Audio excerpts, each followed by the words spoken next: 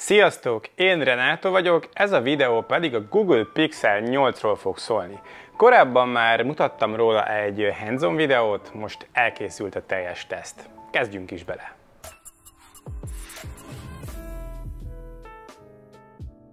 A kicsomagolás nem tartogat sok újdonságot, a doboz és a tartalma pont ugyanolyan, mint eddig. A kinyitás után egyből a telefon fogad, alatta pedig egy jó vastag USB-C to USB-C kábel, a szokásos USB-A to C átalakító és a SIM-tű, valamint a kézikönyv, és ennyi. Külső terén az látszik, hogy a pár éve megkezdett dizájnt viszi tovább ez a modell is, tehát megvan ez a szokásos kamerahíd, illetve a lekerekítések. Ami változott külsőre az az, hogy megint csak kisebb és könnyebb lett egy picit, immár egészen kompakt. A keret és a kamerahíd az matt alumínium és egy szerkezet a kettő, a hátlap pedig fényes felületű üveg, Gorilla Glass Victus egészen pontosan. A vízállóságról és a porállóságról IP68-as szabvány gondoskodik, 1,5 méterig bírja a vízbe merülést, akár 30 percig is. A sarkok és az élek sokkal jobban le lettek kerekítve, mint korábban, ez, és mivel kisebb is lett, jót tett az ergonómiának, nagyon kellemes kézben fogni. Ahol az USB-C port mellett találunk két hangszórót, bal oldalon a SIM tálcát, jobb oldalon pedig a gombokat, alul a hangerő gombokat és felül a lezáró gombot. Ez a fordított felállás, ez megszokást igényel. A SIM tálca 1 nanoSIM-et tud befogadni, microSD bővítésre nincsen lehetőség. A kijelző az kisebb és jobb lett a Pixel 7-hez képest, most már csak 6,2 hüvelykes a képátló, Actua OLED technológiának hívja a Google, 90-ről 120 Hz-re nőtt a képfrissítés, ez adaptív, 60 és 120 Hz között tud váltakozni. Fontos, és továbbra is baromságnak tartom, hogy gyárilag 60 Hz-re van állítva, ezért a beállításokban érdemes azzal kezdeni, hogy bekapcsoljuk a Smooth Display-t. A fényerő is nőtt, 1400 helyett most már 2000 nit csúcsfénysűrűségre képes, minden környezetben tökéletesen leolvasható így. A Pixel telefonok mindig is híresek voltak a remek megjelenítőkről, most sincs ez másképp, szerintem ez az egyik legszebb kijelző, nagyon éles a képe, nagyon szépek a színek, nagyon jó a kontraszt és a mozgás megjelenítés is, a színprofil is rendkívül színhű. Annyira komoly, hogy a DxO már jelenleg 154 ponttal ezt a kijelzőt értékeli a legjobbra az összes kapható mobiltelefon közül, ami azért nem semmi. Tényleg remek, nagyon ott van a szeren, az, hogy nem LTPO, az csak annyit tesz, hogy az energiafogyasztás az nagyobb, ami ugye az üzemidőt érinti hátrányosan. A kijelző alatt van az új lenyomatolvasó, ami nagyon gyors és nagyon pontos, ez remekül működik. Sőt, javult a biztonság arcfelismerés terén is. Az arcfelismerés mostantól biometrikus adatként használható, azaz lehet alkalmazásokban fizetni vele, vagy akár bejelentkezésre használni. Ezekre korábban csak az új lenyomattal volt lehetőség. A hangzás is nagyon szuper, szépek a hangok, a magas, a közép és a mély tartomány is nagyon kellemes egy ilyen parányi mobilhoz képest. Van adaptív hang is, külön be lehet ezt kapcsolni, így a környezethez igazítja a hangzást, illetve van lossless zenehallgatás is, hogyha vezeték nélküli füles csatlakoztatunk hozzá. Amit még megemlítenék, az a haptikus érintés, nagyon profi ebben a telefon, a legjobbak között van, és egyébként személyre is szabhatók a rezgések és a haptikus visszajelzések is. Adatkommunikáció terén belerakták az új technológiákat, van 7-es szabványú Wi-Fi, Bluetooth-ból 5.3 van, az USB port az pedig 3.2-es szabványt tud. Van 5G támogatás is, de csak azokban az országokban, ahol a Pixel 8-at hivatalosan forgalmazzák, azaz Magyarországon nincs. Egyébként ez állítólag később változik, majd szoftverfrissítéssel elérhetővé teszik itthon is az 5G-t, hát kíváncsian várom, hogy ez így lesz-e. Telekommal egyébként jól működik így is, és a hívás minősége is szuper, meg a zavaró zajok kioltása funkció is van, ami a hívásoknál tökéletesen működik. Nézzük a hardware-t. 128 vagy 256 GB-s tárhely variáns létezik, és mindkettő 8 GB RAM-mal van párosítva. Processzor terén beletették a harmadik generációs Tensor chipet, amit a Samsung gyárt 4 nanométeres technológián. Hát röviden annyit tudok elmondani róla, hogy gyenge a konkurensekhez képest. A tavaly megjelent Snapdragon 8 Gen 2-től is el van maradva, az új Gen 3-ról nem is beszélve. Körülbelül a 2 évvel ezelőtti zászlóshajó telefonok teljesítményét nyújtja, mind a GPU és mind a CPU. Tovább tetézi a bajt, hogy a chip az elég forró fejű, a hűtés az nem tud vele megbirkózni, így throttlingol elég rendesen, ez játékok alatt is érezhető, a telefon nagyon átmelegszik, a stressz teszten pedig nagyon hamar masszívan visszavesz a teljesítményből, ami folyamatosan csökken közben. A valós használat egyébként rendben van, tehát az oprendszer, az appok azok tényleg szépen futnak, néha azért van egy kis mikrolag röccenés, amit mondjuk azért nem tapasztal az ember egy új iPhone-nál, de az összkép az teljesen jó. A játékokat elfuttatja, de itt sincs meg a zászlóshajó érzet, és vannak mikrolagok, és például a Genshin esetén is 10 perc után már érezhetően nagyon forró a telefon. Tehát ez nem lesz egy játékos készülék. Itt a Google most is nem a nyers erőre, hanem a mesterséges intelligencia számítási teljesítményére ment rá, abban viszont nagyon ügyes, a szoftveres AI funkciókat, valamint a fotófeldolgozást azt ügyesen csinálja. Igaz, például a képek feldolgozása is azért 1-2 másodpercbe beletelik. Szoftver terén 2 újdonság van, itt mutatkozik be az Android 14, valamint most már 7 év szoftverfrissítést ígér a Google, azaz egészen 2030-ig frissítve lesz ez a készülék. Ezzel most minden gyártóra ráígérnek, bár megmondom őszintén, nem tudom, hogy 7 évig ki szokott használni egy telefont, nem sokan, az is biztos. Az Android 14 hozott pár szoftveres újdonságot, még jobban figyelnek az adatvédelemre, például applikációnál lehet csak részleges hozzáférést is adni, mint iPhone-nál, például fotók esetén nem kell, hogy az adott app az összes fotódhoz hozzáférjen, akár ki is lehet jelölni, hogy csak melyikekhez. Külsőre szinte semmi változás, egyedül a lezárási képernyőn találtam érdekességeket, sokkal jobban személyre lehet szabni, óraszíne, mérete, dizájnja változtatható, valamint bekerültek a gyors parancsok, a sarkokba be lehet tenni egy-egy funkciót, amit onnan hosszú nyomásra el lehet indítani. Érdekes AI funkció, hogy háttérképet lehet vele készítetni az általad megadott utasítások alapján. Az élő fordítás is sokat javult, már magyarul is tud és nagyon pontosan fordít, beszélgetéseket is real-time, nézzétek meg a következő példát. Entschuldigung, wie komme ich zum Balaton? Elnézést, hogyan jutok el a Balatonra? Hát a Balaton az pont itt van mögöttünk, úgyhogy csak itt le kell menni a lépcsőn, és már ott is lesz. Nun, der Plattensee liegt direkt hinter uns. Also müssen Sie nur die Treppe hinuntergehen und schon ist er da.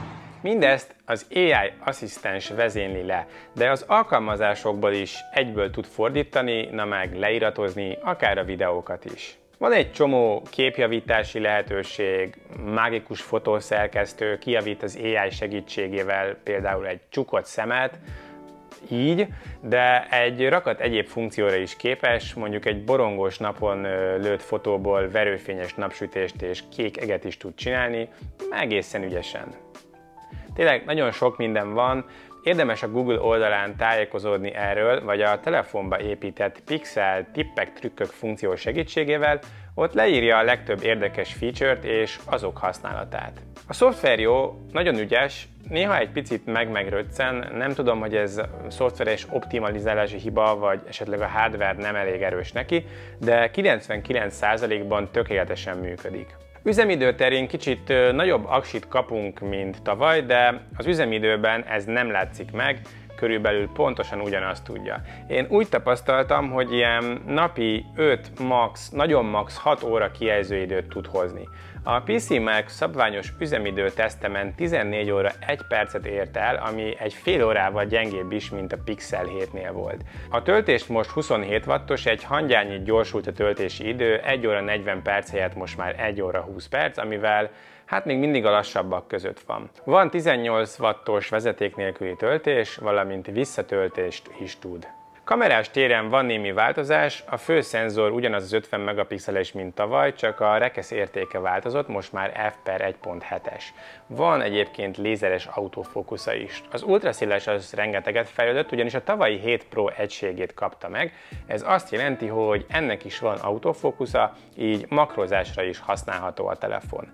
A selfie kamera az 10,5 megapixeles, ez egy teljesen új darab, viszont kivették belőle az autofókuszt, ami hát meglehetősen érdekes. Maga a fotós alkalmazás remek, csomóféle beállítási lehetőséget kap a fotós, és a fotó és a videó is külön fülre van rendezve, eltérő funkciókkal és beállításokkal. Nagyon jól átlátható.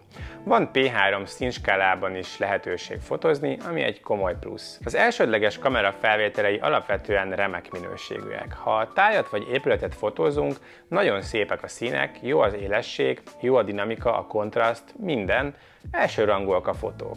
Telefotó hiány kétszeres szenzorzoom van, az így készült fotók szintén remek minőségűek, nincsen rá panaszom. Az ultraszéles nagyon komoly, bár ez nem csoda, a tavalyi csúcskészüléktől örökölte. Mind képminőség, mind látószög terén nagyon jó a kategóriájában, szerintem az iPhone 15-öt is veri, valamint autofókuszos, tehát makrózni is lehet, egészen jó minőségben. A probléma a portréfotóknál kezdődik, amik rengetegszer rosszul sikerülnek, ez valami szoftveres blama lehet szerintem, remélem majd javítják. A fotók néha jók, de hogyha kevesebb a fény, például beltéri, akkor nagyon szemcsés, lágy eredmény születik, de ez a kisebb baj, még a kültér és a nap is meg tudja zavarni, itt erős napsütés volt a háttérben, és a gyönyörű barátom Cordula arcán körülbelül mintha valami fura, szürke színű filter lenne, meg minthogyha árnyékban lenne az arca. Nézzétek meg az iPhone 15 képéhez képest, ott mennyire gyönyörű az arc, a szín, a tónus körülbelül pont úgy, mint a valóságban volt, a Pixelnél meg nem is értem, hogy mi ez az árnyalat. Hiába a jobb háttér dinamika a Pixelnél, pont a kép lényege lesz rossz, még úgy is, hogy a Pixelen egyébként több a részlet. És ez rengetegszer megtörtént. Arról nem beszélve, hogy a háttér elválasztásban is rengeteg a hiba, hát itt valamit nagyon eltoltak, egyszerűen nem konzisztens ez a funkció. Az éjjeli képek esetén a főkamera szerintem remek munkát végez, szépek a színek, nagyon jó a dinamika, és a fehér egyensúly is, szuperek a fotók, és gyorsan készülnek, rengetegszer egyébként be sem kapcsol az éjjeli mód. Az ultraszéles meg olyan, mint nappal, a portrék nem konzisztens. A fotók általában jók, a fehér egyensúly, a dinamika és a színek remekül sikerülnek, valamint jók a részletek is, de néha, főleg, hogyha benagyítunk a képekbe, elmosódást és zajosságot is megfigyelhetünk. A selfie kamera autofókusz nélkül is jól működik, akkor is, hogyha valaki hátrébb van a fotón. Alapvetően szépek a színek és az élesség is jó. Itt inkább a kevesebb fény tud rontani rajta, mondjuk beltéren, mesterséges fénynél készítve azért a kép zajosabb, lágyabb lesz. Videózni 4K 60 képkockával lehet maximum, van 10 bites HDR mód is. Az elsődleges kamerával a felvétel részletessége, a színek és a kontraszt remek, és a stabilizálás is jól működik, de az iPhone azért érezhetően még mindig jobb, hogyha videózásról van szó. Az ultraszéles felvételek is nagyon jók minden téren, kifejezetten menő ez a hatalmas látószög, némi részletvesztésért cserébe. A selfie kamera videó felvétele szerintem rendben van, de kanyarban sincsen az iPhone 15-höz képest, ilyen. Videóminőség szempontjából pedig erre lehet számítani egy jó kis borongós napon. Éjszaka a videóminőség szerintem rendben van, igazából mindent jól látni, és jók a színek, a dinamika is, igaz, nagyon sok a zaj az elsődlegesnél. Az ultraszéles viszont az csúfosan leszerepel, a felvétel nagyon zajos és nagyon elmosódott, ez megint csak meglepő volt nekem. Összességében egy kicsit csalódott vagyok, lehet nagyon jó fotókat és videókat lőni, amilyet egy Pixeltől elvár az ember, de van rettenetes végeredmény is, portréfotózásnál pedig a felvételek negyede konkrétan kuka. Hát ez meglepő. Igen, kíváncsi leszek a 8 Pro-ra, aminek most fogok nekiállni. Összefoglalom a videót. Remek kialakítás, kijelző, hangzás, szoftveresen nagyon okos és hosszan támogatott, valamint tud nagyon jó fotókat készíteni. Ellenben a konkurensekhez képest gyengébb hardveresen, átlagos az üzemideje, lassú a töltése, és nagyon elbaltázott fotókat is tud készíteni, minden előjel nélkül. Az árazás az teljesen átalakult. Eddig a Pixel mobilok a szuper árérték arányról voltak híresek, nos, az most megváltozott. Dollárban és euróban is megemelték az árakat, így a forint ár lényegesen nőtt. Árfolyamtól függően körülbelül 350-360 ezer forintért kínálja az Alza 128, és 380-390 ezer körül a 256 gigás variánst. Tavaly 300 ezeres áron nyitott a Pixel 7, és a fő konkurens az iPhone 14 450 ezer volt akkor, azaz elég nagy árelőny volt a Pixel javára.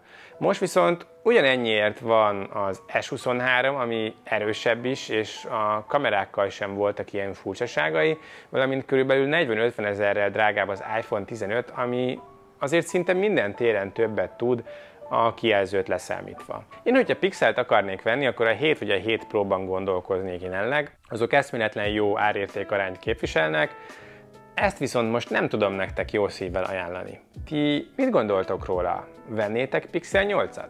Beszéljük meg a komment szekcióban. Köszönöm szépen a figyelmeteket, hogyha tetszett a videó, akkor kérlek lájkoljátok, és iratkozzatok fel a csatornámra, hogyha érdekelnek a tech tartalmak, vagy a 8 Pro videó, az lesz ugyanis a következő.